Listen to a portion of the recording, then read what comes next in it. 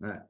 So the bottom line is you should not only not share with anybody, but always check the email that you used as the primary username on regular basis, at least once a day, if it's not an email.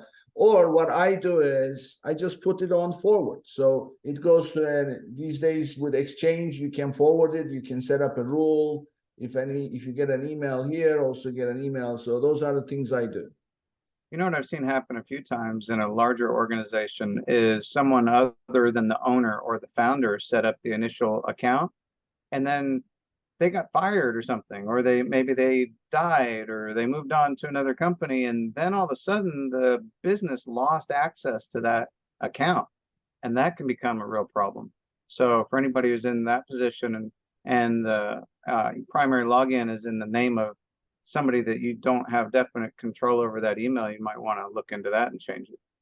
Yeah, and the other thing is the two-factor authentication. So usually somebody sets up the primary user, and the next thing is they're no longer around, and you can never log in. I mean that's a very serious thing.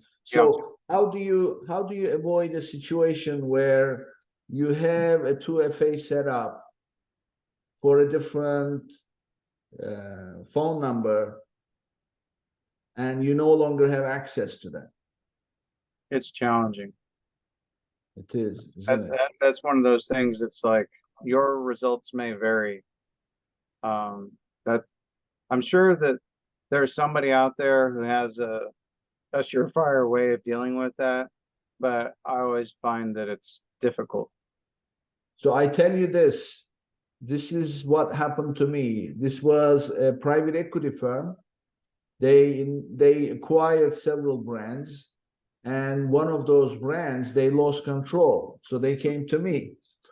So and I try and figure out there is no way. So in the end, what ended up happening was I was not able to help them because I said there is nothing I can do. And I spoke to Amazon. What Amazon said was, we need to be able to verify the identity of the person. So they already have some information on file with the bank and the driver's license or whoever opened and whatever. So they are looking to see basically where else this current user or the current seller has access to the same information that they can verify. Right. And that was not like that. It's very hard. I mean, how are you going to do it? So in the end, it was, I said, look, sorry, there is nothing I can do.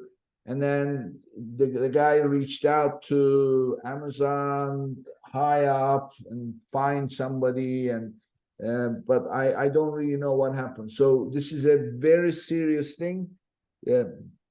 Whatever your primary username is, and what I like to do is use a phone number that can just give voice. So that way you have access to that phone number. So that way you don't have a cell phone, because if the cell phone the person leaves these days, nobody is giving up their cell phone, right? Yeah, So you this, might have to have an alternative way to have a number, one that you can maintain in perpetuity, that's not dependent upon like a cell phone or a landline or something like that. yeah. But thankfully that's an obscure situation. I've only seen it a couple times. Yeah, yeah.